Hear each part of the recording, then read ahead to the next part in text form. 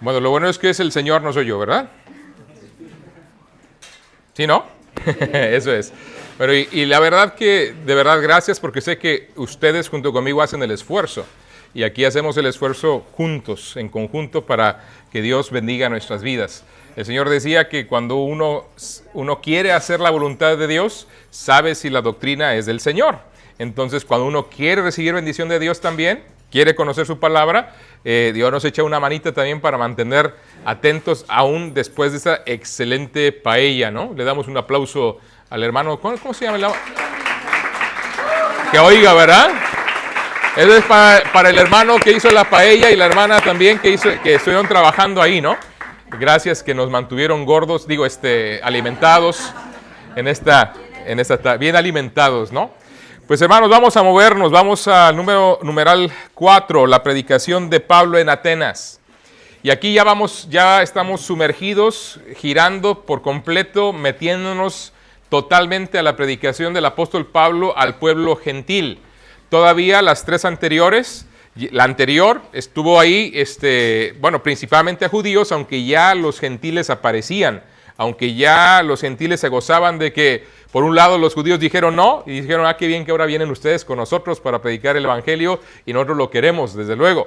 Eso, ya vimos parte de esa transición ahí en el capítulo 13, en apenas el primer viaje misionero del apóstol Pablo.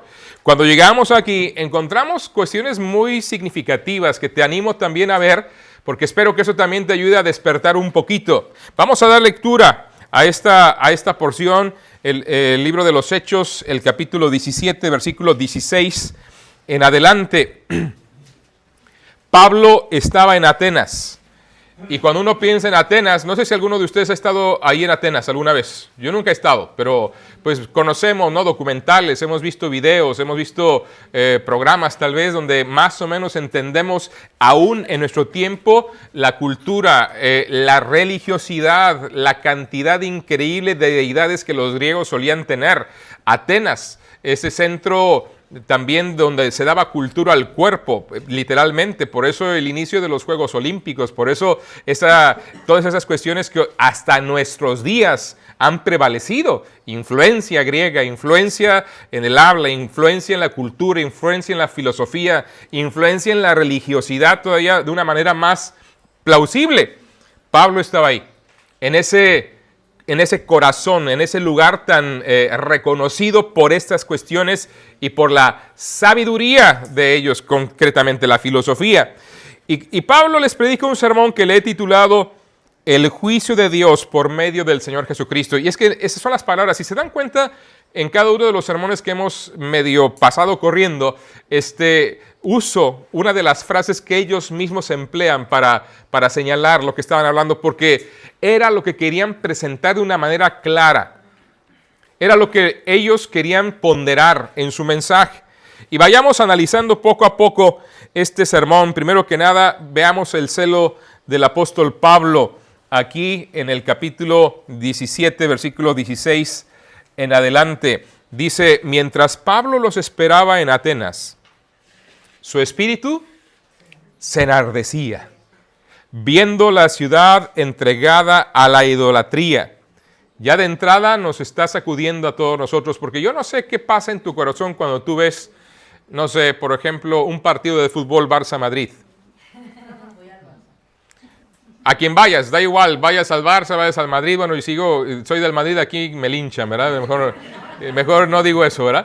No, y no soy del Madrid, no se preocupen. Este año no, este año no importa que le vayan al Madrid, total, ya perdió la liga, así que ya no importa, ¿no? Y ganó el Barça, felicidades a los del Barça, ¿no? Pero fíjense, vemos eso y tú ves la pasión. Parte de eso ya lo empezamos a percibir ahora con las respuestas, ¿no?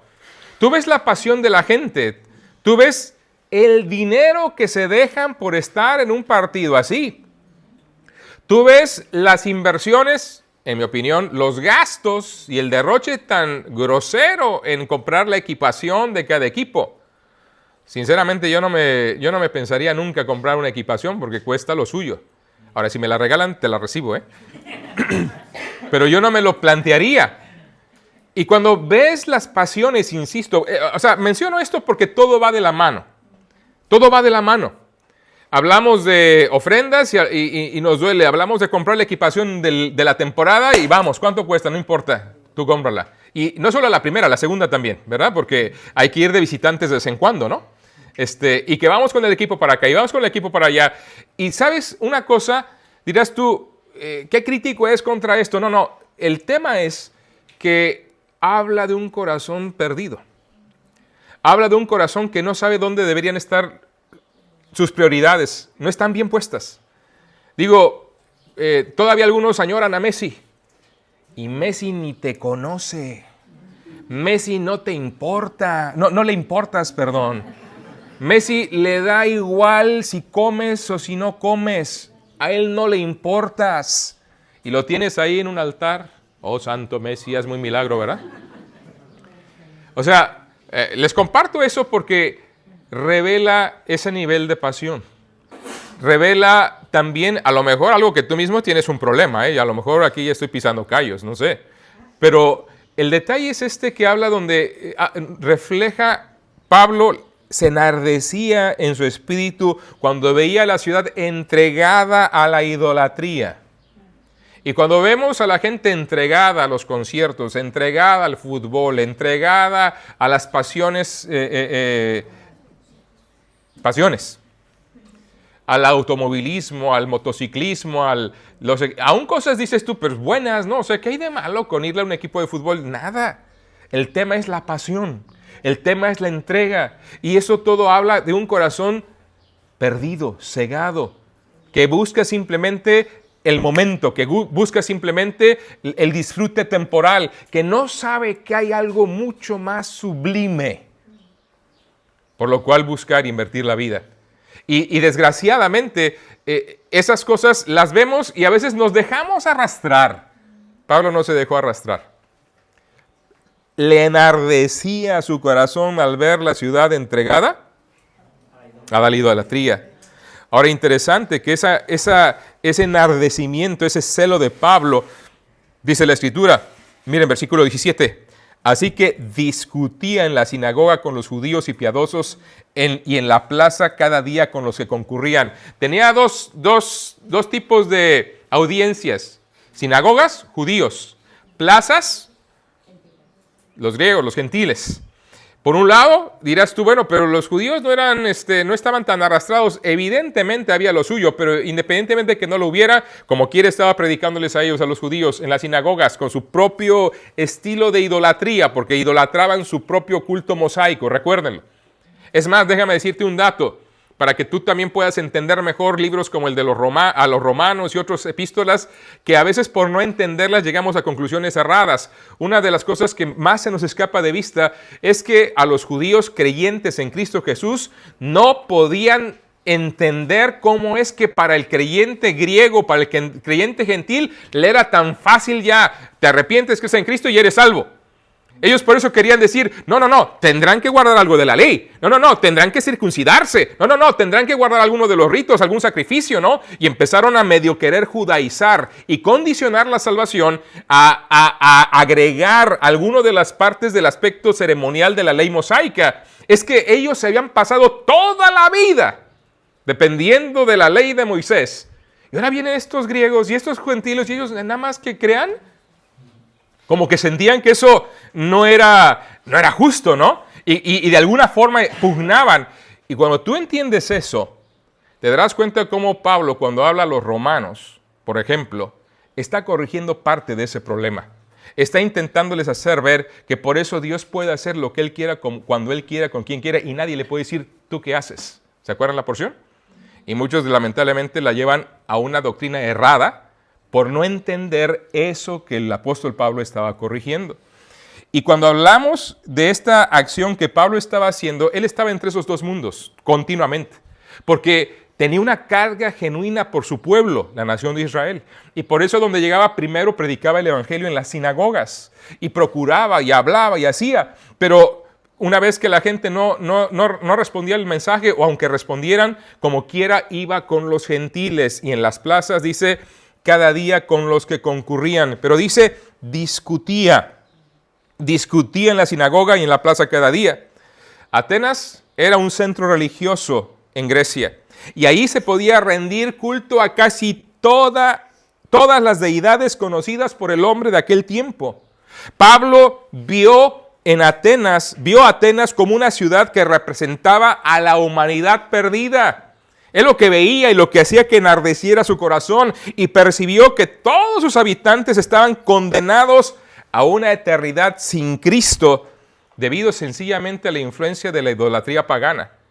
Cuando tú adoras, dirás tú, bueno, yo no adoro imágenes, pastor, yo no adoro nada, eso de Jesucristo y eso, pues no va muy bien conmigo. Mira, si tú no adoras a Cristo, estás adorando cualquier otra cosa. No existe una persona neutral en esto.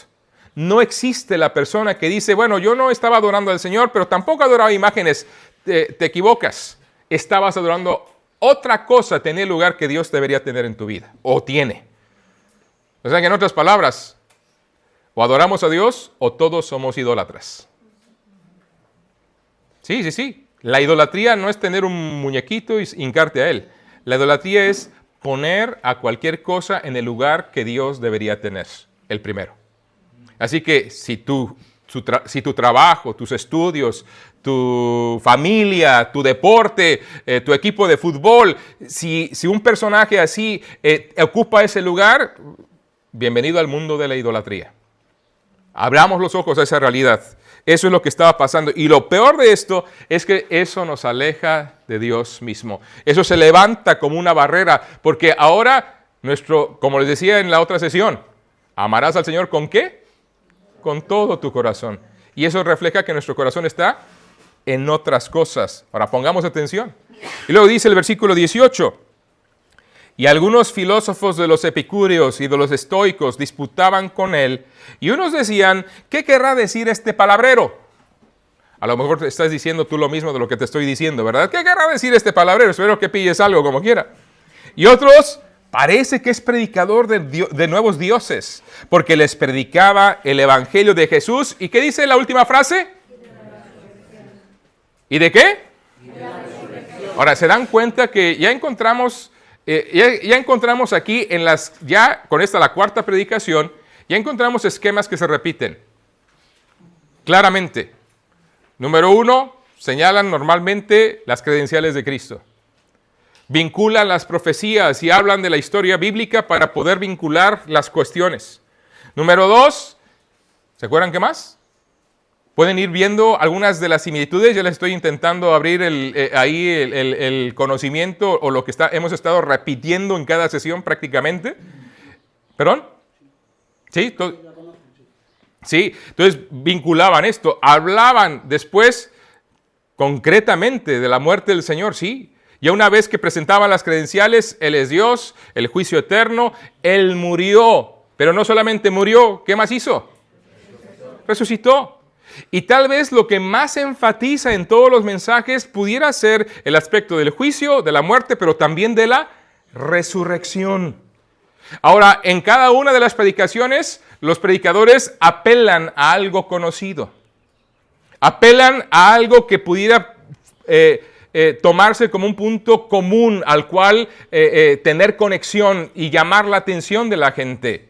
Sean los judíos, la historia bíblica. Pero ahora cuando llega con los griegos, ¿cuál historia bíblica? Ellos no conocían la Biblia. Para ellos Jesús no significaba absolutamente nada. Es como si tú y yo quisiéramos ir ahora a una tribu totalmente aislada en otro país, en otro lugar, y quisiéramos presentarles de Cristo y dirán, ¿cuál Cristo? ¿De qué me estás hablando? ¿Cómo le hablarías a Él? Bueno, hay que buscar esos puntos elementales comunes. Y Pablo es lo que empezó a hacer. Ahora, démonos cuenta de ello. ¿Quiénes eran estos filósofos? Bueno, básicamente los epicúreos enseñaban que el fin supremo del hombre consistía en evitar el dolor. Da igual que hicieras, pero evitar el dolor a toda costa. Ahora, en un sentido somos epicúreos, porque ¿a quién le gusta el dolor? Te duele algo y un paracetamol. Te duele algo y yo creo que ellos hubieran estado fascinados con el ibuprofeno, ¿verdad? Directamente, ¿no? Esto, cómo nos quita el dolor. Y no digo otras cosas que ni las menciono, ¿no? Pero bueno, los epicúreos buscaban eso. la meta del hombre era evitar el dolor. Eran materialistas. Y aunque no negaban la existencia de Dios, creían que Dios no se involucraba en nuestras vidas. Qué triste, ¿no? Pensar en una deidad que no le interesas. Y que por lo tanto lo máximo que puedes aspirar es buscar evitar el dolor. Que sea una cirugía, pero con anestesia, por favor. De alguna forma hacerlo así. Ellos creían que al morir una persona, su cuerpo y su alma simplemente dejaban de existir, se desintegraban. ¿Qué esperanza hay en eso? Literalmente vive como quieras, disfruta como quieras, total, mañana moriremos y todo se acabará, podríamos decir. Pero cuando uno se da cuenta de la realidad y uno es consciente aún en aquello interior que todo ser humano tenemos, que es Dios puso eternidad en el corazón de todos nosotros, somos conscientes. Hay algo adentro que nos dice, no, un día estaremos rindiendo cuentas de nuestra vida. Y ellos querían negar eso. Ahora, los estoicos, por otro lado, enseñaban el dominio total de uno mismo, autocontrol. Y que la meta de la vida humana era llegar a un punto de indiferencia total, no solo al dolor, sino también al placer. O sea, estos eran más espirituales, ¿no? Otros buscaban ausencia de dolor, pero el asunto del placer, pues sí, bienvenido. Pero estos estoicos lo que estaban buscando era no solamente ausencia de dolor, sino también ausencia de placer. Insensibles por completo. ¿Te puedes imaginar una vida así? Pues como que ni una ni otra, ¿verdad? Ni una ni otra. Bueno, pero ¿qué hacía el apóstol Pablo con uno y con otro? Les predicaba el evangelio de Jesús y la resurrección. Piensen en eso un momentito. Son filosofías que aún podríamos decir que se ven de alguna forma, hay vestigios de ellas en nuestras sociedades actualmente. Gente que busca evitar el dolor, gente que busca el placer, o gente que busca, o que cree que es muy espiritual porque está buscando ausentarse por completo de los placeres temporales de la carne. Y se siente que siendo un tanto ascético, separado de las cosas, ya uno está siendo espiritual. Se les olvida a todas esas personas que el pecado nos persigue a todos lados, porque el pecado no está externamente, no está circunstancialmente, el pecado mora en ti. El ser humano somos seres caídos. Y toda la maldad que vemos en el mundo son consecuencias de una sociedad que se ha alejado de Dios. Una sociedad que vive influida por el pecado y controlada por el príncipe de la potestad del aire. No se nos olvide. Hay una influencia terrible del diablo y por eso, jóvenes, escúchame, si no me has entendido nada de lo que he dicho, ten cuidado. Ten cuidado, por favor. La música, los eventos audiovisuales, ahora, decía un pastor hace años, no me cabe duda que el Dios de este siglo es un tremendo ingeniero en la electrónica y en la ahora cibernética, podemos llamar, o en la informática. Porque esto como atrapa y destruye vidas. Esto como atrapa y destruye vidas. ¿Por qué? Porque esto, cuando tú posas tus ojos aquí, tus ojos son ventanas de tu alma. Y tú dejas entrar muchísima información. No es información solamente, es contaminación continua. Programación continua de tu manera de pensar, de tu manera de vestir, de tu manera de desear, de todo lo estás dejando a lo que te están dictando las redes. Todo. Y es un mundo ficticio, es un mundo falso, es un mundo que quieres más. ¿Tú sabes que actualmente tú eres la mercancía para todas las redes? No te quieren vender nada, te quieren vender, entre ellos se quieren vender tu atención. Tú y yo somos el mercado. No creas que por hacerte tu TikTok y tu Instagram y todo eso, tú estás controlado. No, tú estás siendo controlado. Ni te das cuenta. Ni te das cuenta y que estás siendo vendido como tu información, como parte del mercadeo. Tú eres. Ya luego platicamos de eso, pero el detalle es que no nos damos cuenta que todo eso está influyendo y está apelando a lo que ya está en ti. Se llama pecado, naturaleza pecaminosa. No hace falta No hace falta mucho esfuerzo para mantenernos esclavizados. Entonces, ¿qué tenemos que hacer? Bueno, responder de una manera correcta. ¿De qué manera? Pablo les predicaba el Evangelio de Jesús y de la resurrección. ¿Por qué razón? Porque el poder del Evangelio pone en libertad a cualquier vida. Y conoceréis la verdad, y la verdad os hará libres. Ahora, date cuenta de ello. Si de alguien quiero ser esclavo, es de Jesucristo. Y dirán algunos, ¿esclavo? ¿Qué no vino a libertarme? Ahora hay una imagen muy clara, una analogía muy bonita en la Biblia, en el Antiguo Testamento. ¿Se acuerdan que en el año del jubileo, los dueños tenían la obligación de perdonar deudas, pero también de liberar esclavos? Y aquellos que se habían vendido a ellos como esclavos podían salir libres en el año de jubileo. Pero dice la Biblia que aquel esclavo que dijera, ¿sabes qué? Yo no me quiero ir. Es que amo a mi amo, amo a mi amo. Me trata bien, me va bien, me dio esposa, estoy bien. Yo quiero convertirme en su esclavo de por vida por amor. Quiero estar con él.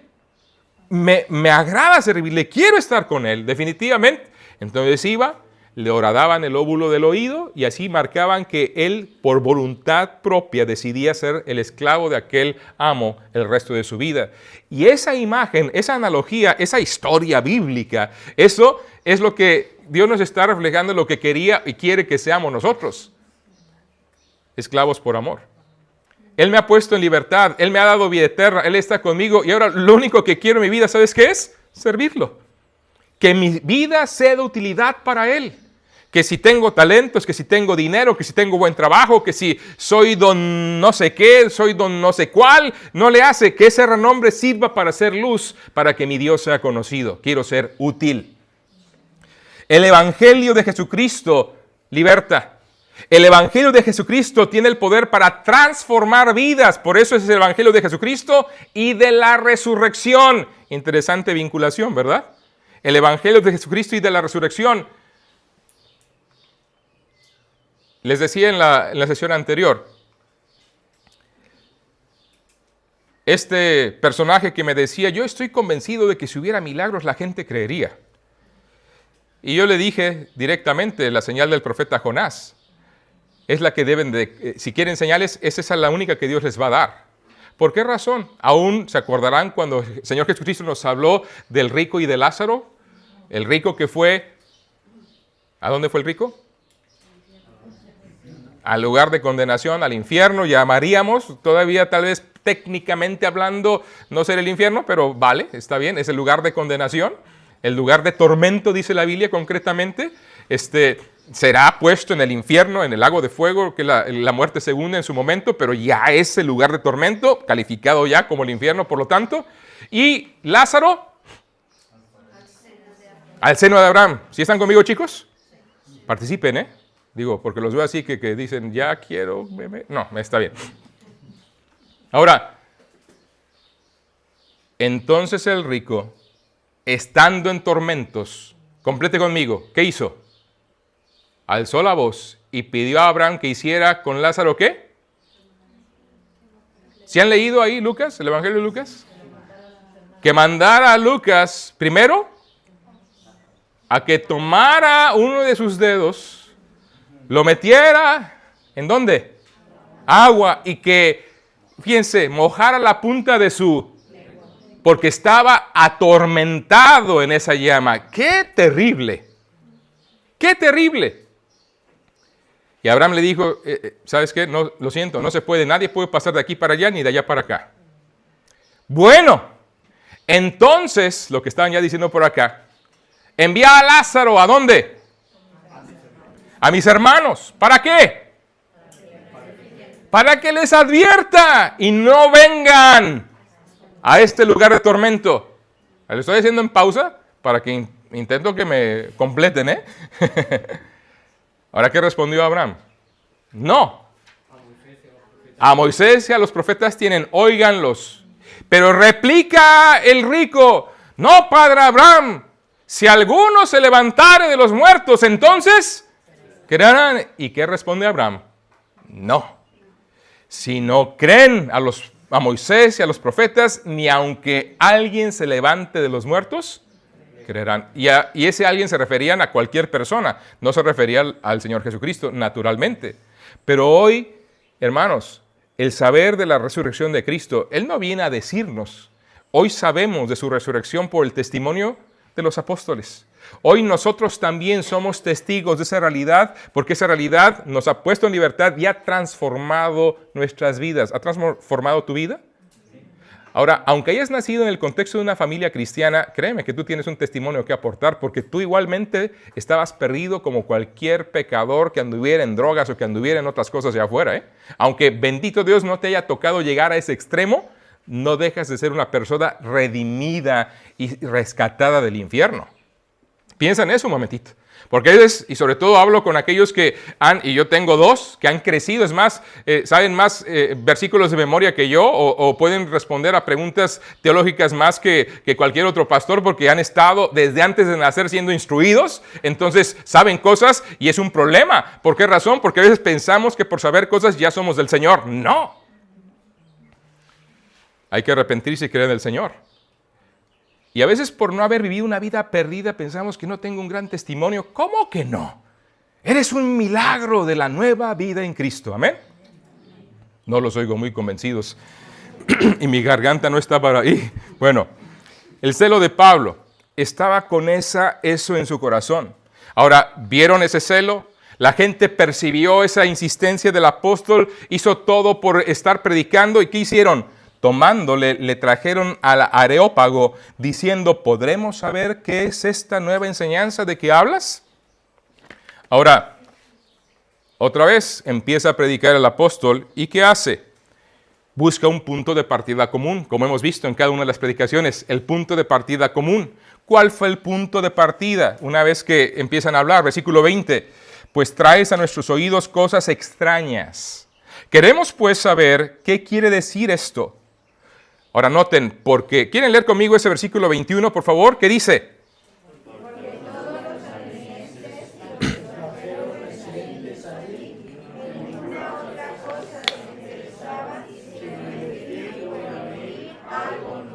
Ahora, como práctica fue bueno, ahora sí lo leemos juntos, ¿qué dice?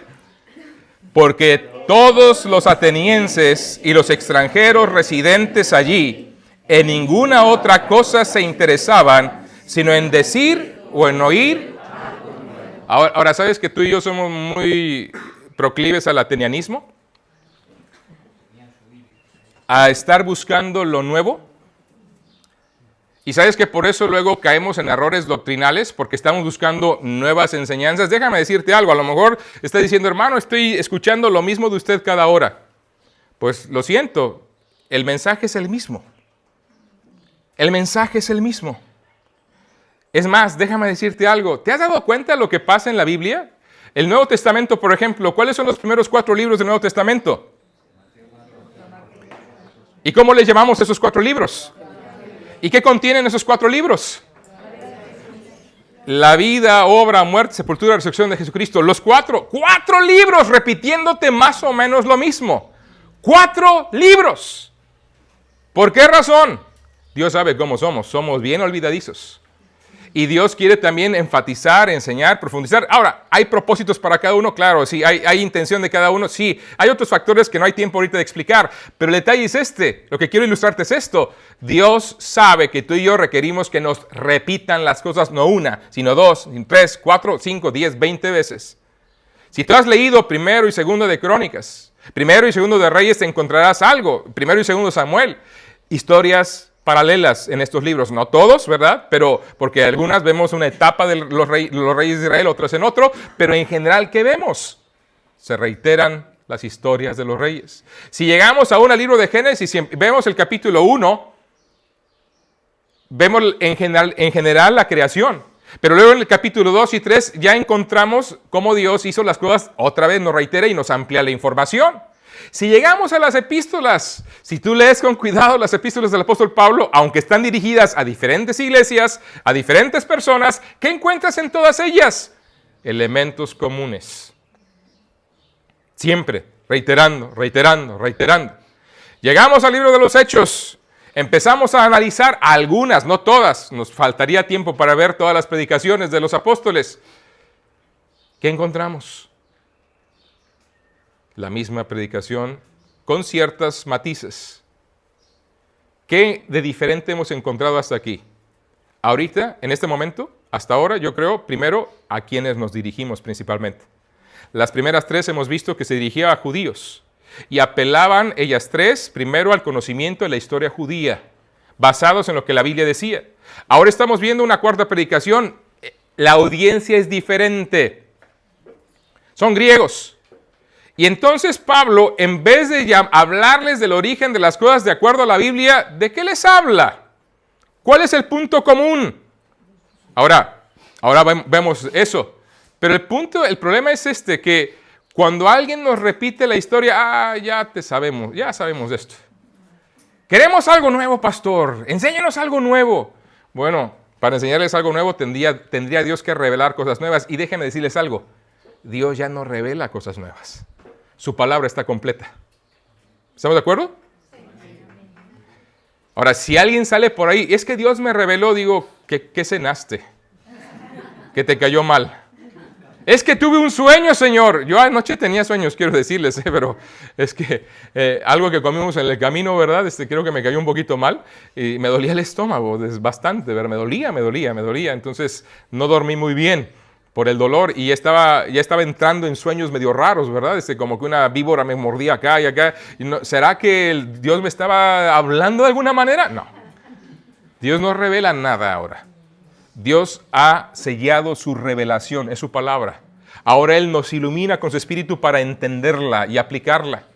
Así que no estés buscando nuevas doctrinas, no estés buscando nuevo conocimiento en el sentido de novedades. Busca conocer más profundamente lo ya revelado.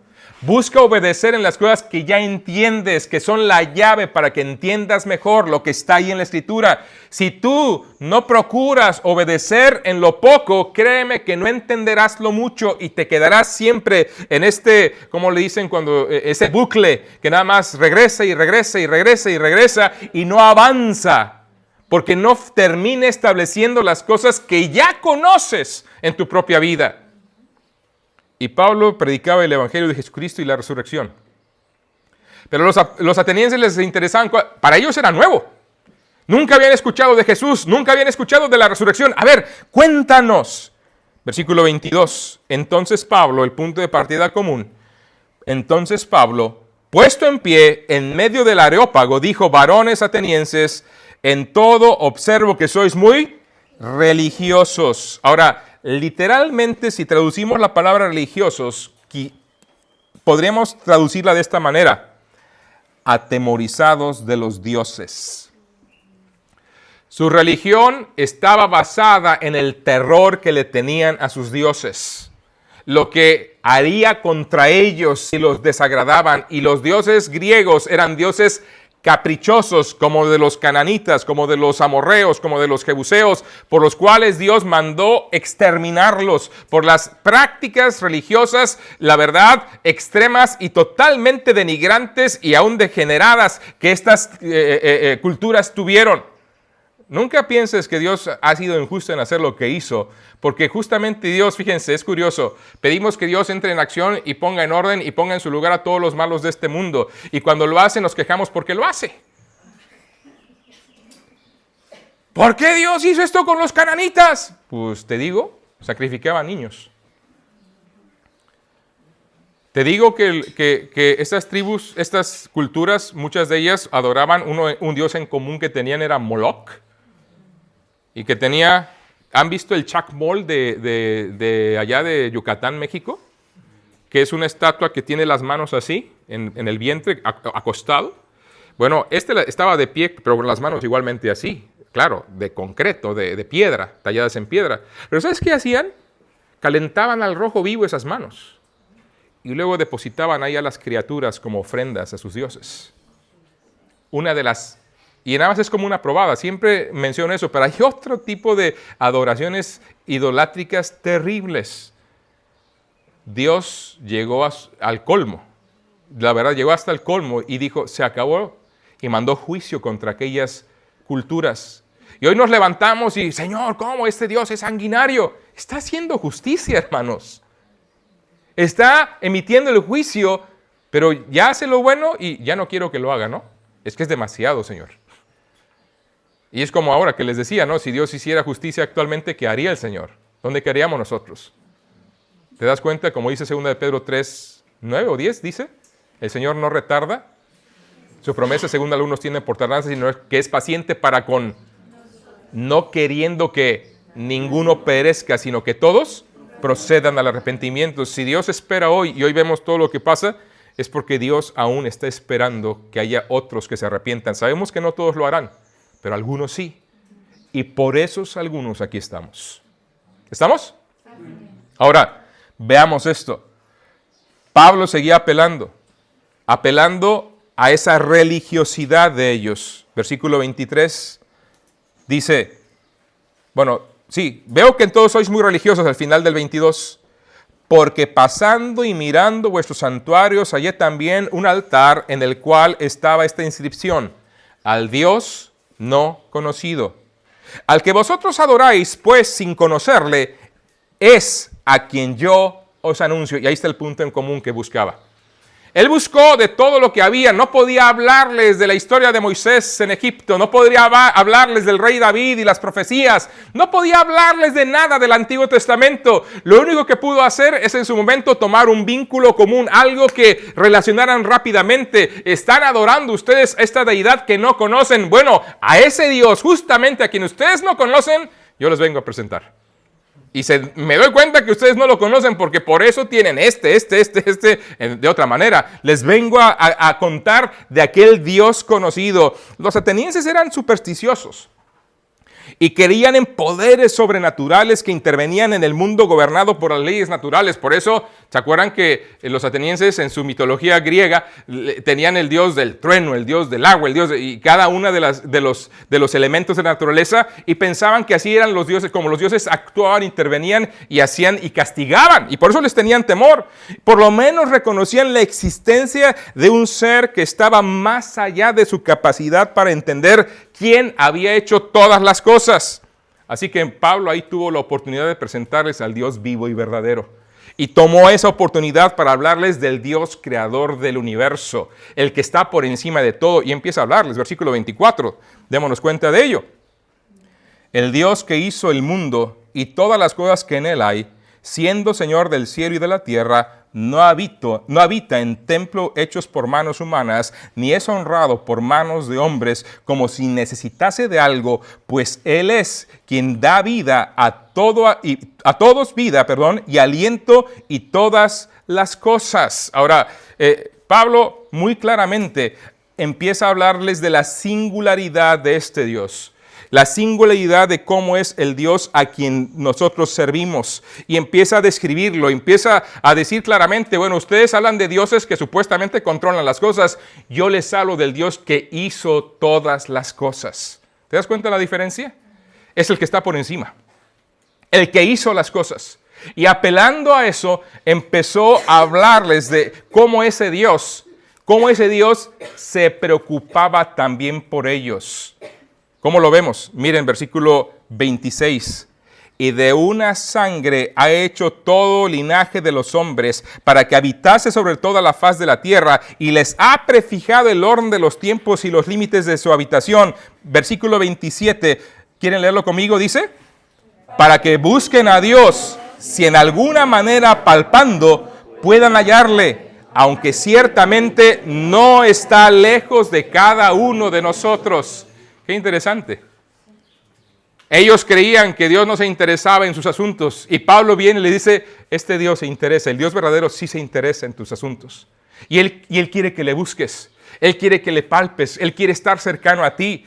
Está apelando y de una vez directamente está instruyendo en lo que es correcto, corrigiendo una teología deformada. El hecho de que Dios está ausente, que Dios no le importa, que Él me abandonó aquí. Dice, no, está cercano. Él hizo de una sola sangre a todo linaje de los hombres. Él nos hizo y por lo tanto Él se preocupa por nosotros. Y luego el versículo 28 dice claramente, porque en Él vivimos y nos movemos y somos.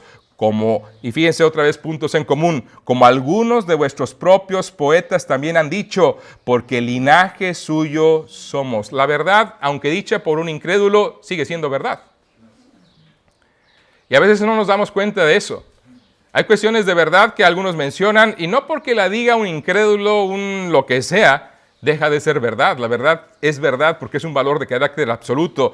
Linaje suyo somos. Dios de una sola sangre hizo todo el linaje humano.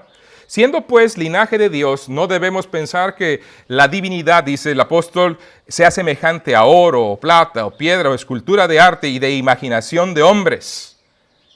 Otra vez, ¿qué está haciendo Pablo? Señalando el pecado. Contrarrestando su manera errada de vivir y de creer. Ahora, yo no sé cómo es tu predicación. Yo no sé cómo es tu compartir el evangelio, pero Pablo aquí una vez más nos muestra una cosa. Tengo que hablar la verdad con respeto, firmeza, pero aunque duela, aunque incomode. Dicen que la verdad no peca, pero bien que incomoda. Es lo que dicen al menos en México, no sé aquí cómo lo digan, ¿verdad? Algo así. Ahí está, bueno, muy similar, ¿verdad? Vamos a por ellos.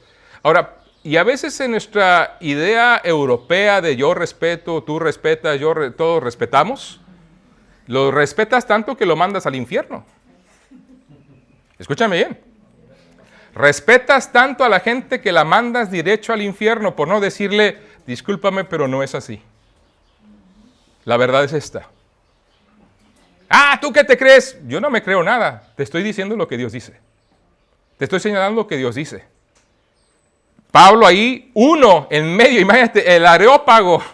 Imagínate, no sé si, preguntaba si alguno de ustedes había estado, pero yo he estado aquí aquí en Mérida, que estuvimos una vez conociendo lo que está ahí de las ruinas romanas que están en Mérida, preciosas, si no las has conocido, pues las tienes cerca, bueno, son como 10 horas desde acá, pero como quiera, puedes ir, ¿no? Más o menos. Y cuando ves el anfiteatro, cuando ves y dices tú, aquí cabía aquí tendremos una buena iglesia, ¿no? Unos 3,000, 4,000 mínimo, ¿verdad? Facilito. Pues el Areópago era más grande que eso. Y estaba toda la gente escuchando a Pablo. ¿Y qué pasó? Bueno, como pasó con Pablo, empieza a predicarles y la gente empieza a molestarse y la gente empieza a agredirle, pero eso no lo detuvo. Era 1 contra miles y le daba igual. Vamos a hablarles la verdad. Se molestan, que se molesten. El asunto es que esto es verdad. Ahora, no es un llamado a ser imprudentes, no es un llamado a ser descorteses ni groseros con la gente. Es un llamado a decir la verdad con firmeza y con amor. Se puede, hermanos. Se puede.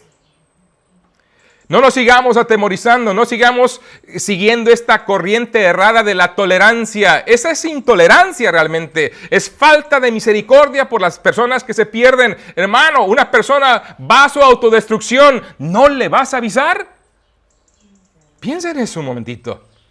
Pablo estaba ahí avisando, Pablo estaba ahí proclamando el evangelio, Pablo estaba insistiendo que buscaran a Dios, Pablo estaba citando aún a sus propios filósofos. Esta cita de linaje suyo somos es una cita de Arato, quien provenía de una región de Cilicia, de donde también era oriundo Pablo, semejante a oro o plata que establece Pablo, que dice justamente de las cosas que los hombres hacían para hacer sus propias deidades, y él decía lo absurdo que era eso. El Creador hizo esas cosas y no puedes representarlo con eso por mucho que sea excelso para contigo.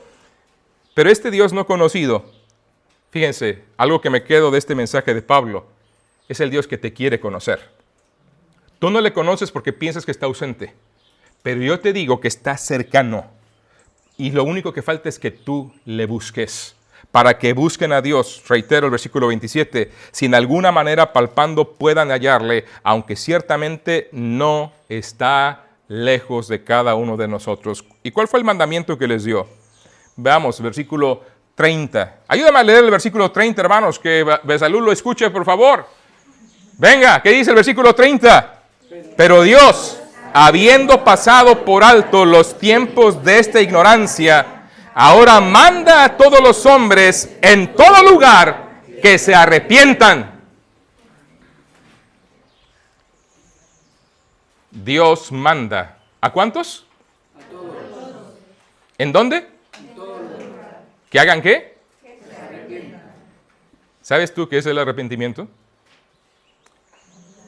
El arrepentimiento no es dolor.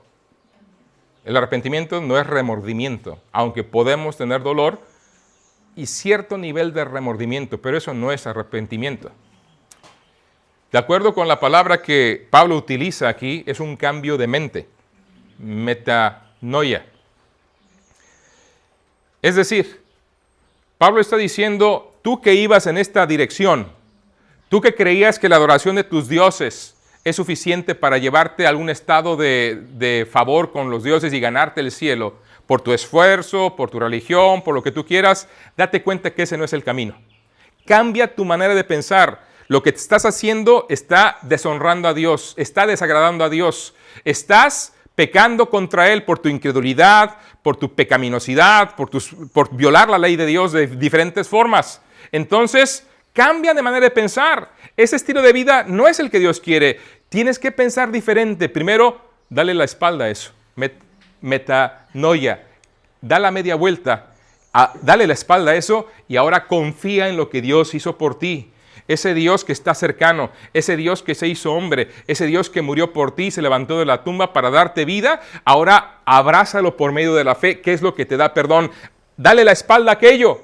Cambia de pensar. Eso no sirve. Dios ha hecho por ti la gran obra de la redención en Cristo Jesús.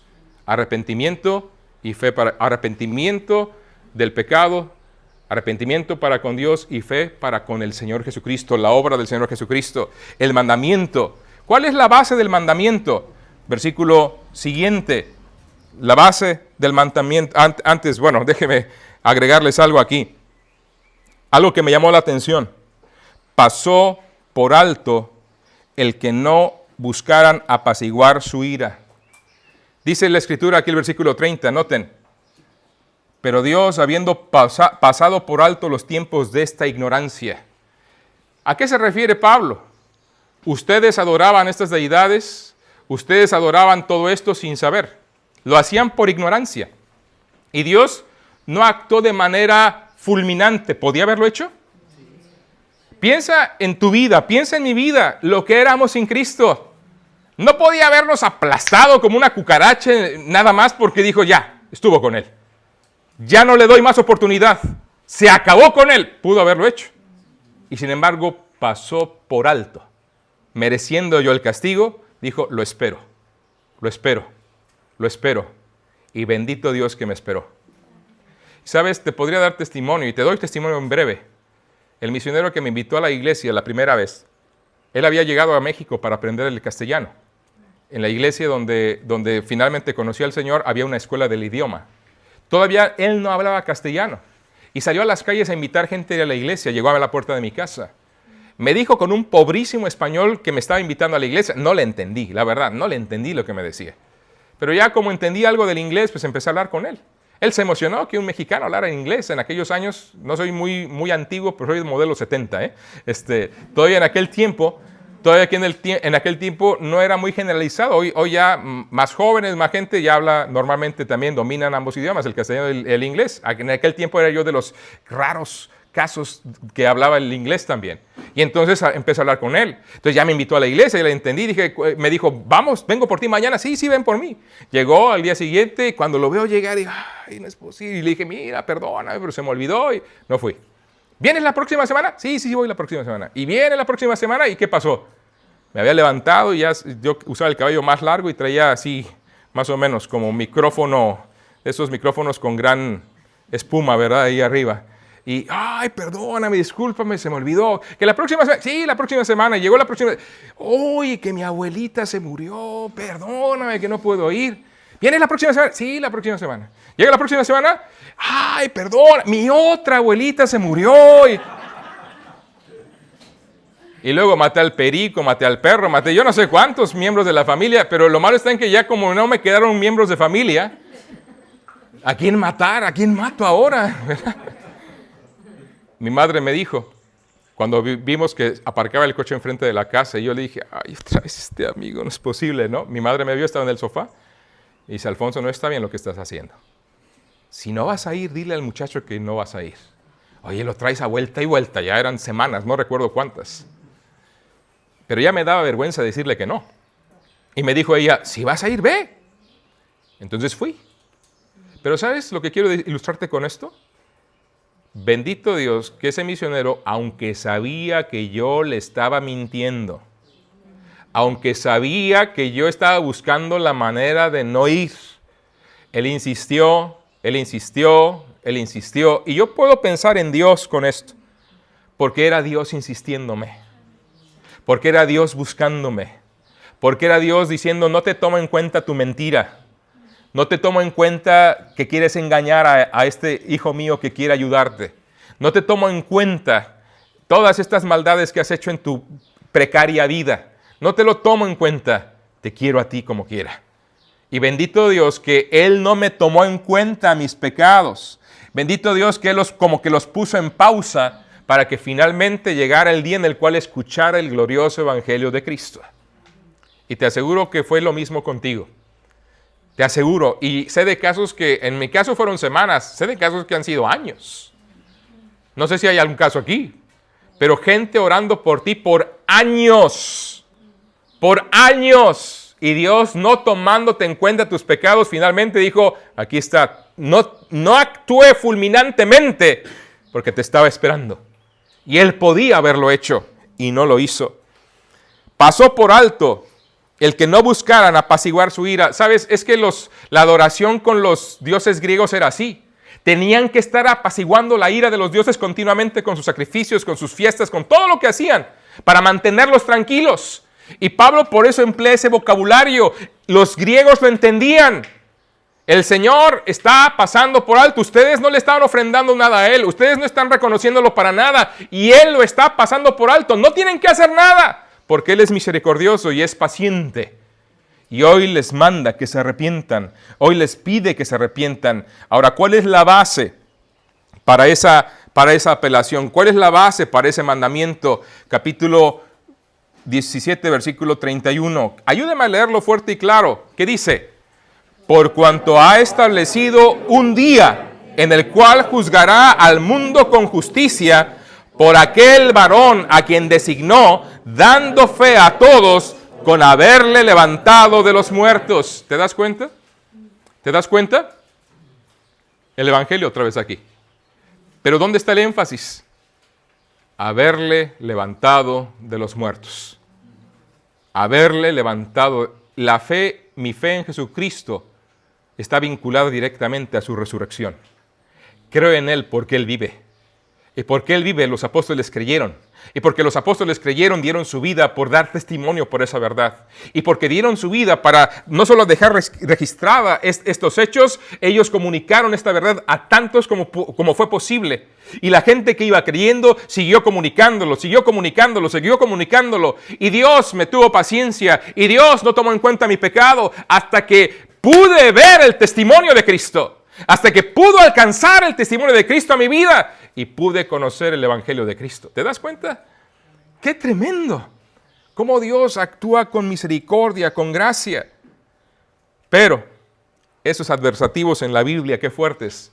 Pueden ser muy buenos, pueden ser tremendos, pero pueden ser también fatales. Porque uno podría esperar de esta predicación que ellos reaccionaran.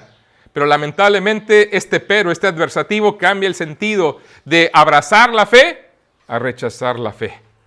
Pero cuando oyeron lo de la resurrección de los muertos, unos se burlaban.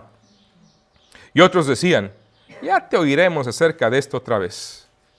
Y así Pablo salió de en medio de ellos. Pero qué bendición y qué esperanza. Mas algunos creyeron, juntándose con él, entre los cuales estaba Dionisio el Areopagita, una mujer llamada Dámaris, y otros con ellos. Hermanos, cuando tú predicas la palabra, siempre hay fruto. A veces no lo vemos, pero siempre hay fruto. Y esta base de este mandamiento tenemos que darnos cuenta, y la respuesta de la gente, unos se burlaban. Los griegos no creían en la resurrección corporal, pero algunos creyeron. Esa fue la respuesta. Y sabes, por esos algunos merece la pena. En el caso nuestro, hermanos, Hay unas 70 iglesias en México que nos ayudan para estar aquí. Bendito Dios por el sacrificio, el esfuerzo que hacen. No ha sido fácil, ni para ellos ni para nosotros. No ha sido fácil. Pero ¿por qué invierten esos recursos? ¿Por qué lo hacen? Porque saben que no hay otra manera que la gente pueda llegar a conocer, pueda llegar al cielo, si no es a través de conocer el Evangelio de Cristo. Lo entienden, lo creen y lo invierten. Y yo te animo que si tú crees lo mismo, hagamos lo mismo. Nos esforcemos, nos sacrifiquemos, entendamos que nuestra misión es una misión de rescate, una misión urgente.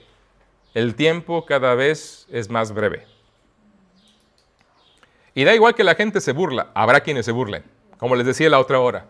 Habrá quienes agredan, lo habrá, eso me queda bien claro. Si vinimos a España sabiendo que no iba a ser fácil, pero no vinimos por aquellos que no querían, vinimos por aquellos que quieren.